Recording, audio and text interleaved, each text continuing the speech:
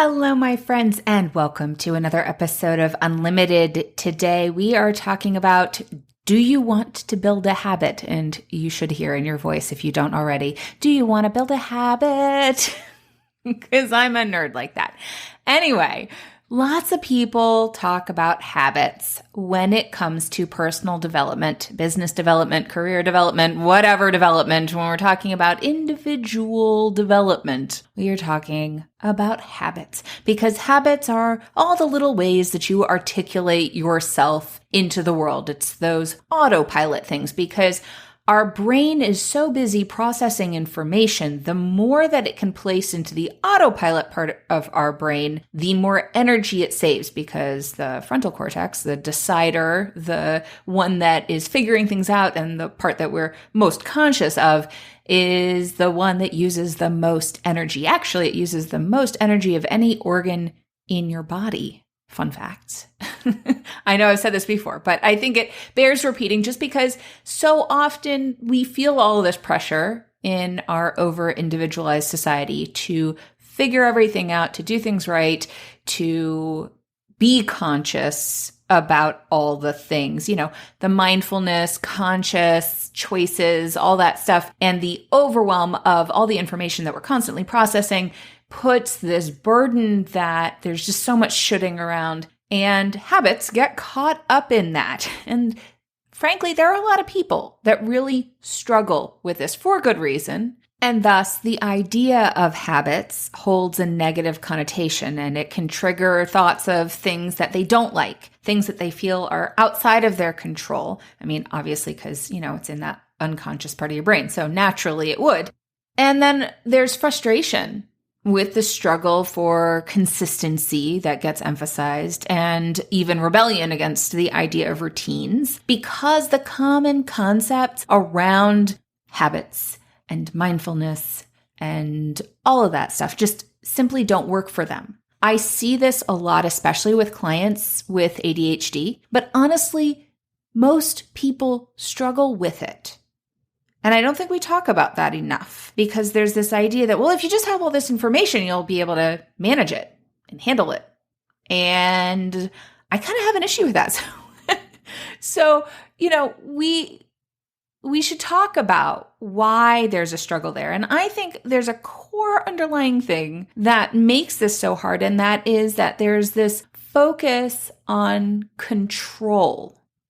The idea of habits and habit shifting and understanding habits and all of that is emphasizing this idea of being in control and self-control. And I think that control is the crux of the issue. We have a problem with control in this society and trying to control everything. We emphasize control over care in almost every facet of life. And it's something that we internalize.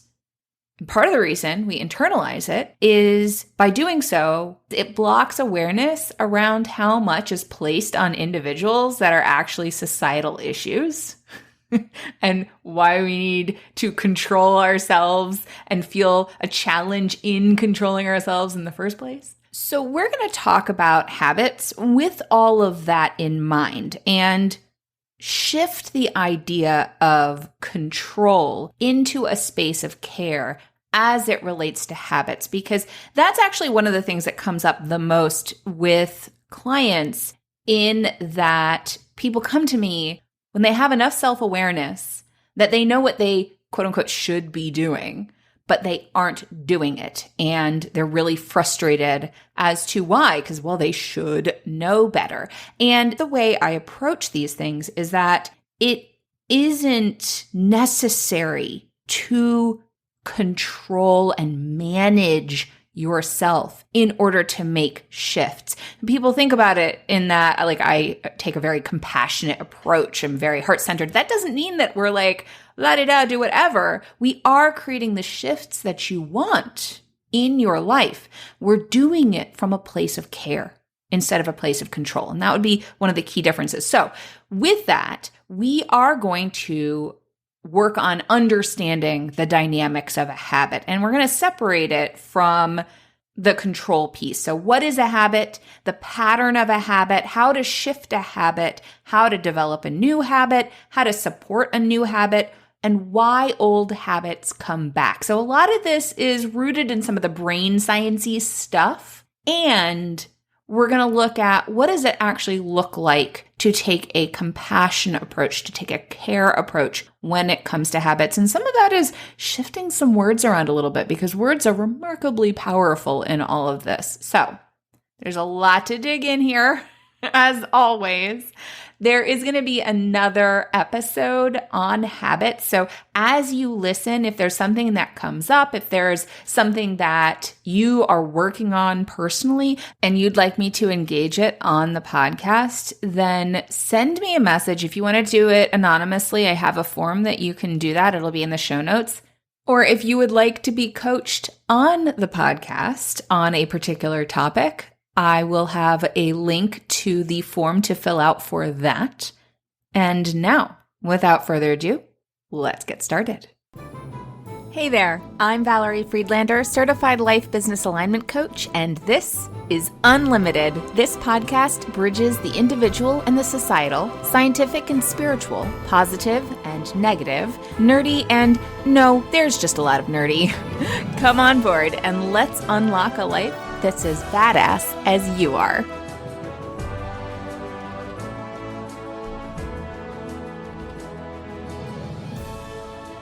What is a habit? A habit, according to the Webster Online Dictionary, is an acquired mode of behavior that has become nearly or completely involuntary, a behavior pattern acquired by frequent repetition or psychologic exposure that shows itself in regularity or increased facility of performance. So to that, a habit is something that can get easier, right? It can make things easier, but it does need to be developed. It's something that you will notice actually anytime you're doing something. Say you got a new job and you're learning something, and the more you learn it, the easier it gets and the more natural it becomes. That essentially is a habit. Certain pieces of knowledge have just become ingrained in your brain. It's something that you'll see when you are, say, driving home and your brain kind of wanders and suddenly you're home and you're like, oh, I wasn't even really paying attention. Your brain went into autopilot. And of course, this can be both helpful and harmful because there may be, say you wanted to stop at the grocery store and you just kind of went into autopilot and went right home, right? Like there are ways that this can help us, and there are ways that it can hold us back from doing things that we want. So knowing that this is, again, that way that our brain makes things take less energy. It just puts it into that autopilot space. According to experts with Psychology Today, habits form when new behaviors become automatic and are enacted with minimum conscious awareness. And it's because the behavioral patterns we repeat most often are literally etched into our neural pathways. We're going to talk a little bit about how those shift a little bit later and what actually happens, because a lot of times we think, oh, we're replacing a pattern. We're replacing that connection. We're actually not replacing the connection. New brain science is showing that it's actually overwriting it, but it's not gone. So it's one of the reasons why you will find yourself falling back into old habits, because it is not actually gone. So I thought that was really interesting. We'll talk a little bit more about that later, but I do want to highlight that. There is a quote that is often used about habits. It's by Aristotle, and it says, "We are what we repeatedly do. Excellence, then, is not an act, but a habit." I bring this forward because understanding habits and how they go into just the autopilot part of our brain, when we say excellence is not an act but a habit, it is true that certain things that we do are helpful to us, and there are other things that we do that are kind of those autopilot brains that may not be helpful to us. But it also depends on what we define as helpful and harmful, because there are plenty of habits that we develop over our lifespan that are really important and they are helpful to us in that time. but maybe not helpful to us later on. There's always a purpose that we develop the habit. And this is one of the things that I think is really important when we talk about shifting from a control space into a caring space, that I think actually creates a much more sustainable habit shift and a more supportive approach, is that there are so many factors and dynamics in our society that are harmful that we develop habits to deal with. And maybe you could look at them, oh, if I were a different person in different circumstances, this habit wouldn't be helpful, or there wouldn't make sense to have this habit. But you are you, and you are in the life circumstances that you are in or you have been in, and there are reasons why you develop certain habits, certain ways of being, certain ways of thinking, certain ways of acting that had real good reason to do that. And when we over individualize and say, okay, we take all the dynamics of society out of the equation, then you're a blank slate and your habits you need to cultivate so that you are excellent. And it's like, well, it's too simple. It's overly simplified. So I think while it is true that habits can help you and habits can hold you back, it's also true that habits had a reason for being there in the first place. So often I see people beating themselves up, as I mentioned in the intro to this, that it's just really important to remember when you are dealing with the dynamics of the way you are showing up and engaging the world, that there's a reason that was there. And it's serving you in some way, even if it's not the way that you want it to serve you anymore. If you can have compassion for yourself and the dynamics that are present for you and have been present for you, instead of just trying to shove yourself and push yourself to be other than the way you are, it allows, again, for that care for yourself, which actually creates a more supportive environment for you to create shifts in your life. It allows for a more expansive perspective. When we feel safe and supported and cared for, we are much more likely to be able to think more expansively and see other opportunities and make conscious choices. When we feel threatened, including by ourselves and by shoulds in our life, we narrow our focus because we're trying to protect ourselves. Our basic instinct is to protect ourselves, to keep ourselves safe. So it naturally narrows the options that you have available to you and makes it more likely you're going to have things go into that autopilot part of your brain because you're conserving energy, because you need the energy to protect yourself. So all of that is why when we talk about habits, leaning into a caring for the reason, caring for yourself as to that being there in the first place is so important. Now, let's talk about the pattern of a habit. Because when you can understand the pattern, like I said, you don't necessarily have to know where it originated. There can be a lot of healing in understanding the origin of a habit and to be able to have greater compassion for yourself in that it exists in the first place. But you don't actually have to know where it came from. You just need to identify the pattern and then have compassion for the fact that it's there for a reason. So the neurological pattern, and most sites reference Charles Duhigg's book, The Power of Habit, which was written in 2012 and cites a discovery of this neurological pattern by MIT researchers. The pattern is cue, response or routine, and reward. There's a Healthline article that actually breaks it down. It makes it into 3 R's. So it is reminder instead of cue, but whatever. It's like kind of reminding or cueing your brain that, oh, this is the situation. This is what's going on. And then the routine and reward. So reminder, routine, reward. And that's the overall pattern of a habit. So at some point, this habit developed because something happened. You needed to respond in a certain way. And by doing that, you got whatever it was that you needed from that. So whatever the reward is what helps the brain determine if it is a pattern that is worth remembering, if it kept you safe, if it helped you feel good, whatever it is, that pattern is what is playing out in terms of a habit. rewards themselves are either immediate rewards or latent rewards. Immediate rewards are ones that you get immediately, and they are much easier to condition.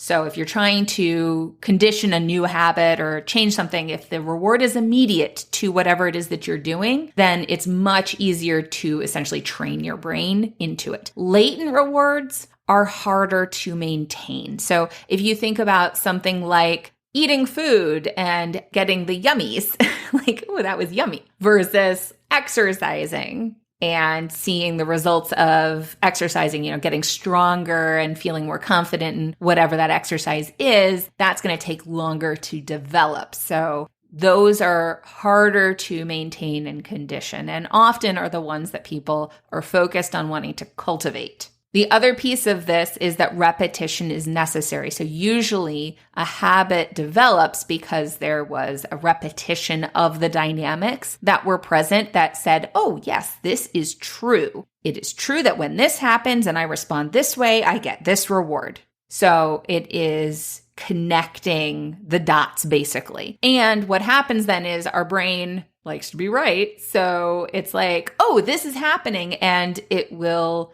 then do the thing and then get the reward, even if it's not quite the pattern that you want it to be. It's like the reward can actually be being right, which is another place where this is a challenge. Is like, say you had an interaction with somebody. And I've talked about this before, of like the patterns within relationships where, say, my husband comes home, he's had a long day, I've had a long day, he makes a comment about something, and I'm already ready for an argument. I'm already ready for this to turn into like a little stress argument. And so he makes a comment, I assume that he is picking on me, or he is not noticing something, or whatever it is. And I automatically defend myself, and then he gets defensive back, and then we have a little argument. The reward is that I was right. It's like, well, I didn't want to be right. Well, but your brain did. Your brain wanted to be right. And so it was. So that's part of the reason why it's helpful to bring the pattern to the forefront and identify what are the dynamics. Oh, well, I want to be right. Well, what's an experiment that we could set up to see if I could be right about something else? So that's one way of approaching that, is like, what if I were right differently? And so some of that is teaching your brain, oh, you can get this reward in a different way. And you have to bring a certain amount of consciousness to it.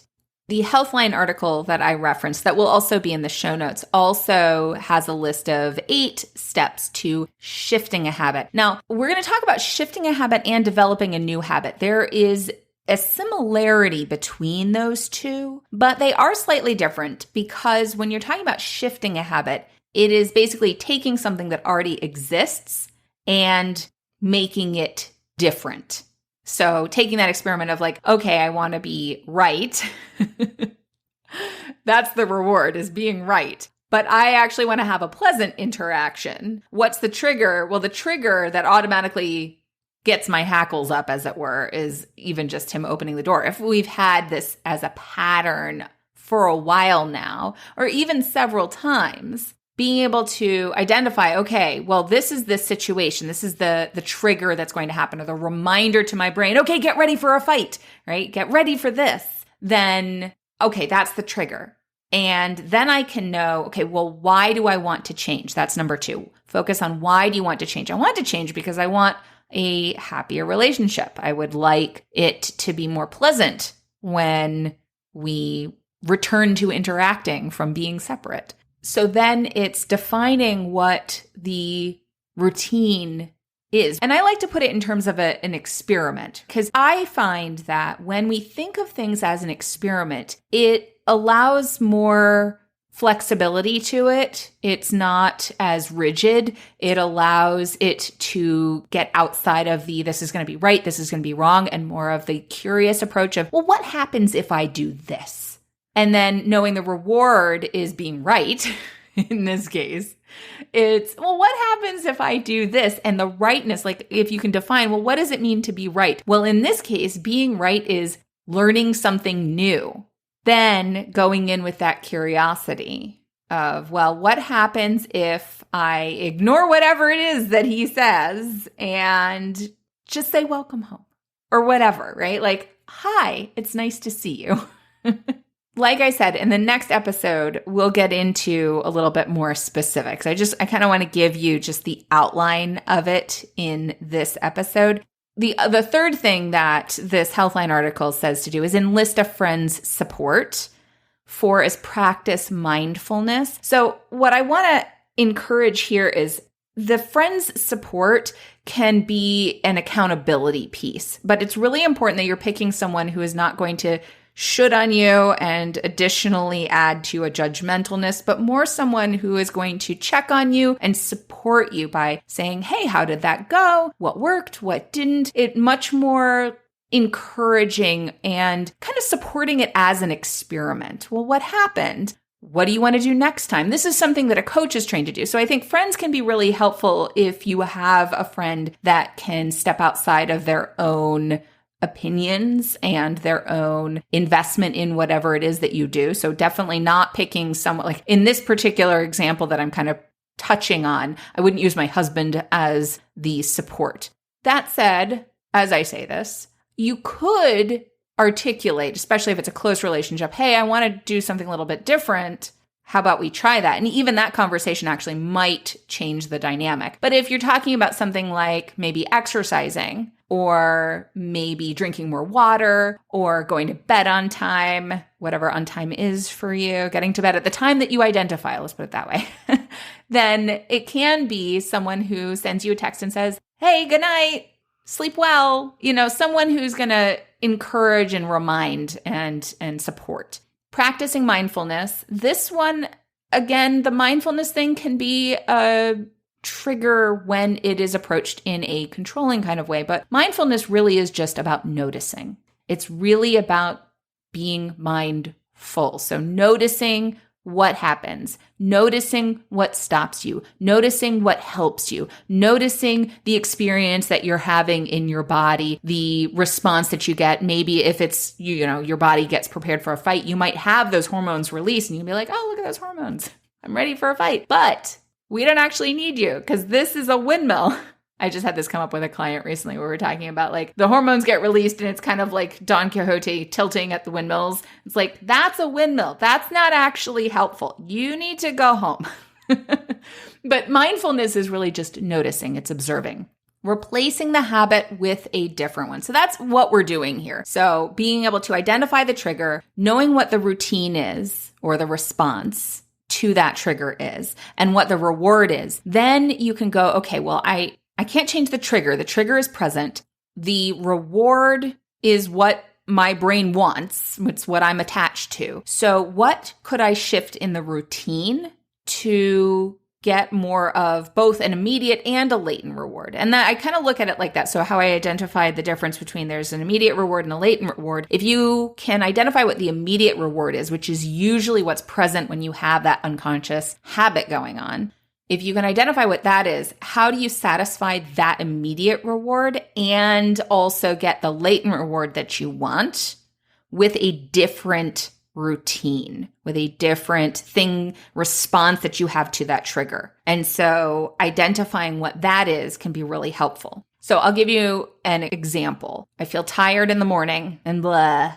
My response is to drink tasty coffee. My reward is I feel more awake and upbeat. Well, if you're trying to cut down on coffee, you might need something else to replace what helps you feel awake and upbeat. Maybe it's doing a dance party instead of drinking the coffee. And maybe there's another reward in there that you also want to acknowledge, which is drinking like having a taste, right? So you could replace, okay, I want to feel more awake and upbeat, but there's also the reward of yumminess. So I really like that word right now. I don't know if y'all noticed that. But so if you just do the dance party to get more awake and upbeat in the morning, but you don't address the other reward, which is drinking something yummy, then it's very easy to slip back into drinking the coffee. So it's important that you notice the holistic dynamic of the reward and not just thinking about like a mental reward or physical reward, an emotional reward, right? Like so many facets of it. That I say you may notice this after you try it and you're like, oh, that didn't work because I totally drank the coffee again. Now, this is not me saying you need to stop drinking coffee, okay? It's just an example. I love coffee. I am not saying you should drink or not drink coffee. Okay, just to be clear.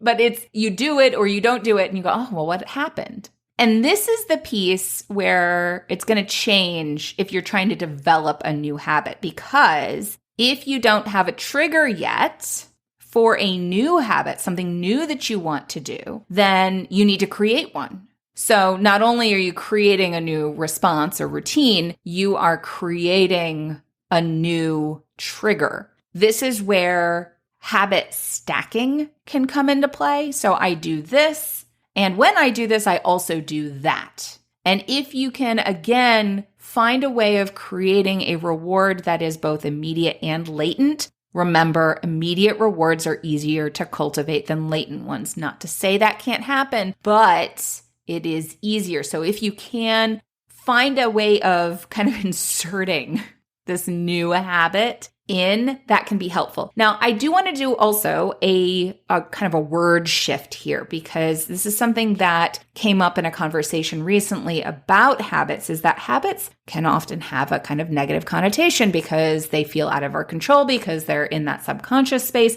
So if you're working on creating a new habit, it might even be helpful to call it something different. Instead of, hey, I'm cultivating a habit, you are cultivating a practice, or maybe it's a ritual. There can be a reward in that, even in the word shift. Like if you're developing a ritual, there can be a reward in practicing a ritual in that there's a spiritual component to it. There's a sacredness to it. So if it is something that, say, for example, drinking water, the ritual of drinking water, and you're incorporating kind of a spiritual aspect to it where you are nourishing your body and you're very present and mindful in that practice of I'm caring for myself, that can also create a certain amount of immediate reward of holding that space for yourself. And then, of course, it has the latent rewards of, you feel better, you're more hydrated and all of that stuff. But shifting the way that you think about the habit creation as you are developing it, because again, it doesn't become a habit right away. It can start as a practice. It can start as a ritual, and it can stay that way because it feels good to have that as a practice in your life. And it takes it out of that desire for it to be something that is automatic when it's not. So it almost honors the fact that it isn't an automatic thing, this thing that you're working to cultivate. It isn't in the subconscious. It's something that is a practice. It is something that you do to honor yourself.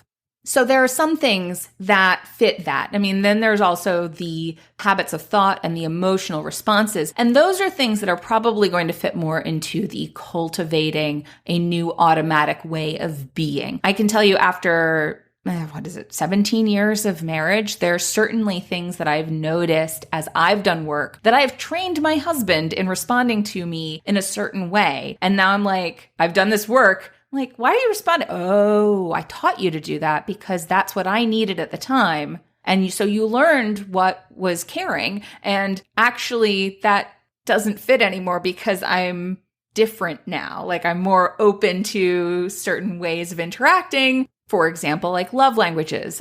I used to be a lot more resistant to physical touch due to past history. I associated that with other things. And so it was more like, this doesn't have loving meaning. That has shifted for me, but he's still much more reluctant to initiate anything because I always gave the kind of like stiffening up about anything like that. So now that that's shifted, I have to cultivate a different dynamic. And that takes some effort on my part, which I'm like, well, this should be automatic. It used to be. Well, it's not anymore because we cultivated a different dynamic. So these habits are relational, as all things are. They are not just you. If you're in a relationship, oftentimes These are habits of interaction that are present. And I want to highlight, it's not necessarily even just with another person. It could be a habit of interacting with yourself, like, hey, self-talk, for example. So all of these things are habits. They're just the ways that we're used to showing up. So changing that, noticing, oh, I see myself in the mirror and I automatically say something mean. And then, of course, what's the reward in that? The reward is, see, I was right. I can't tell you, it's really interesting. The more I notice these things, the more I work with this space and the understanding of the way the brain works, the more often I see that a big part of the reward is being right. So if you can, again, take it out of the right-wrong space and bring it into the experimental space, it can actually support some of those mind shifts. But it's not just a mindset shift. To actually create a shift in a thought habit, action must take place and it needs to be conscious. So just like I did some work with a client recently, and this is something I work on constantly because when we talk about mindset, the pattern is being aware of the pattern, making a different pattern, like identifying a different pattern, taking action with awareness of this experiment that we're trying, and then assessing it and noticing it, what happened, what worked, what didn't, what did I just affirm, and going, oh, I just affirmed something different. So like a client had a concern about a situation and interaction. She was like, I know this is probably not a thing, but I'm worried about it being a thing. So we set up a way of supporting her if the emotional response that was already going off, like the Don Quixote, tilting at the windmill. She's like, I'm pretty sure it's a windmill, but I don't know for sure. And her brain is going, yeah, but it might be dangerous. It might be a dangerous windmill. So we got to send Don out there. She's like, I don't think I actually need him. I think he's actually causing more problems. We're like, oh, well, he's already out. So what are you going to do with him? Okay, well, I'm going to list out exactly what I want to make sure that I say. That is what I would normally do naturally, but because Don's out here distracting me, I might not naturally say. And then we'll take a look and see what happens. And she sent me a message, hey, guess what? It was totally fine. All of my fears were absolutely silly. And I was like, well, yeah, but part of the reason that they were silly is because she was prepared and was able to handle it the way she wanted to handle it. And then she was able to go, see, look, Don didn't need to be here in the first place. So next time, it is less likely that he will come out and more likely that she will be able to just naturally engage. Again, these are the patterns that we put into place. We need the action to affirm that this is true, this shift, and we need to have that experiment to know what we're doing in the first place. Okay, so we have identifying the triggers, focusing on what you want to change, enlisting support, practicing mindfulness, all of which tie into, replacing that habit with a different one. Reminders, as I just touched on, having little reminders, whether it's a written down, okay, I am actually writing down what I would normally say in this instance because the emotional charge is present and could distract me. Or I'm writing a little note on the mirror when I walk by it so that when I see myself, I see the note on the mirror and I say that instead of what I would automatically say. Or my brain automatically says the thing, but then I also say that and remind myself that that's what I'm emphasizing as true, leaving those reminders. And then knowing that it's not going to be perfect. It's going to be kind of messy. And so we're going to take it out of this like all or nothing mindset. When you're doing something different, it is normal for it to not always go the way that you expect. Or for you, especially if you are like hungry, angry, lonely, tired, in pain, hormonal, life is happening, awful things are happening in the world and you're stressed out, like whatever it is, those things can make it harder to stay in the new space, to continue cultivating a practice, to have that reminder work well. We tend to default into the things that we're used to. So that's, the whole idea of like when old habits come back, oftentimes we will have these old habits come back when situations or stressors make it hard for us to have the mindfulness around the new habit. And of course, it depends on a number of factors as to how long it takes to have something become more natural. So even if we took the habit word out of it, to have something become more natural that we do it, it depends on how long you've been doing it the other way. It depends on the needs that that habit fulfills. And it also depends on whether you have support. So our brain is just overwriting what it used to know. I want to emphasize here that that is not to say that you can't change.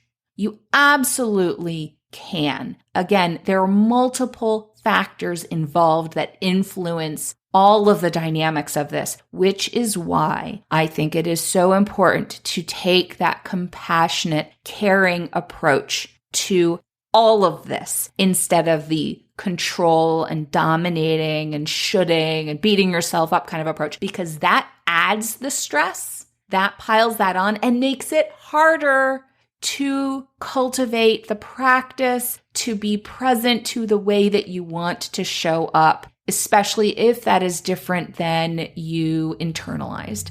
So the more you beat yourself up, the more stress you put on yourself, and the more we kind of fall back into some of those old habits of being. You do change, you do grow. It depends on what those habits of thought, those ways of being are tied to. And again, the support that you have and the dynamics of your life. One of the other factors that can help support a habit is your environment. So if you're changing the people that you spend time with and you have more supportive people around you, it is going to be easier to stay in that space. Whereas if your environment has stayed the same, it takes a lot more effort. Going back to those societal dynamics and the reasons why certain habits are there in the first place. If you are constantly being picked on, it is really hard to stay in any kind of mindful, pleasant space, right? Like you need to be aware that there are reasons why these things exist, and you do not exist in isolation from all the other things going on.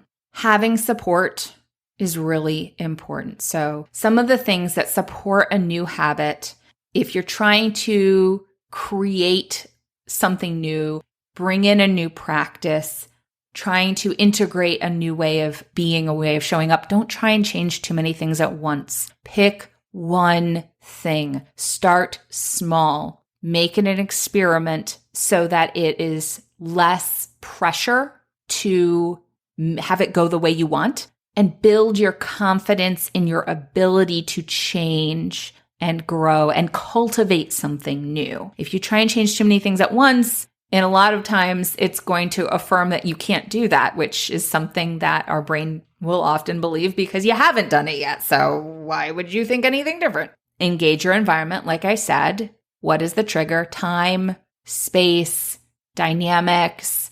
What can you create to support the new behavior, the new practice? That's going to be key because, again, we don't exist separate from our society. So there are lots of things in place. What can you create to support you? Maybe it's developing a community, developing friendships, finding spaces that support you showing up the way that you want to. That takes time. So it goes back to sometimes we want to choose something different. We want to do something different, but we need to build the stairs to that. It doesn't actually mean shifting that immediately. It means building into what that new thing will be. Create accountability. Again, like I said, it needs to be supportive versus judgmental. Thinking about it as an experiment, having support people, setting up check-ins for yourself to notice, hey, what worked? What didn't? What do I want to do? Is this actually working the way I want it to? Does this feel actually supportive? What's stopping me from doing the thing? And back to even just changing the words. Instead of thinking of it as a habit, which can create that need to, oh, well, why isn't this just natural already? Think of it as a practice. Think of it as a ritual. And having support in terms of a professional can be really helpful when it's something that's deeply ingrained in the way that you do things. Some of the things that working with a trained professional, such as a coach, such as myself, is identifying the changes that you want to make, seeing all of the nuances and the dynamics of how that ties together. Because so often we're too close to it to see all the tendrils of the ways that it impacts and engages our life. We are holistic beings. I know that sounds like really, okay, yeah, we know. But so often we notice the one way something impacts us, not all of the facets of the way that impacts us. So being able to identify holistically, the emotional, mental, physical, spiritual, environmental, social dynamics that are being impacted or that are impacting, and how do you engage in a way that addresses all of those things without feeling overwhelmed by the fact that you need to address all those things, right? Someone can help you explore anything that blocks you from that change, identifying the motivations or the factors that are influencing or holding you back from that change, getting perspective on your progress. We have brains that tend to have a negative bias, which means we tend to look at the things that aren't working more than we look at the things that are. And we need to be able to look at the things that are to be able to build on those things. So being able to have a helpful perspective that's stepping back a little bit, that sees a bigger picture than maybe you can see when you're in it. And learning how to counter and cope with the negative self-talk that comes up. Again, keeping you centered on the care for yourself versus just trying to control yourself. As I mentioned, this is one of the reasons why a lot of people come to me, is because they just can't figure out how to control themselves right.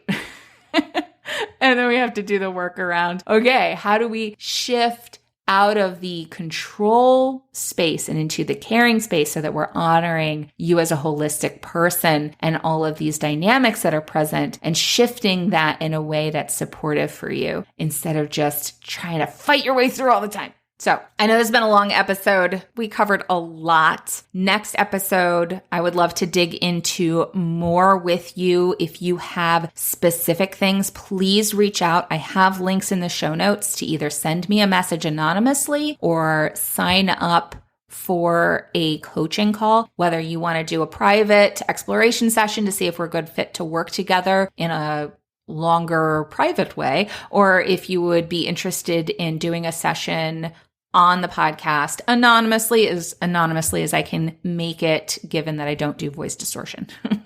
So take a look at those. I would love to hear your thoughts. You can also just send me an email or direct message me on social media. I would love to hear from you, and I will talk to you all next time. Thanks for listening. I so appreciate you being here. If you got something out of today's episode, please share it. Leave me a review, take a screenshot, and post it on social with a shout out to me. Send it to a friend, or, all of the above. Want to hang out more? Join me on Instagram. Or better yet, get on my mailing list to make sure you don't miss out on anything. And remember, your possibilities are as unlimited as you are. Allow yourself to shine, my friend. The world needs your light. See you next time.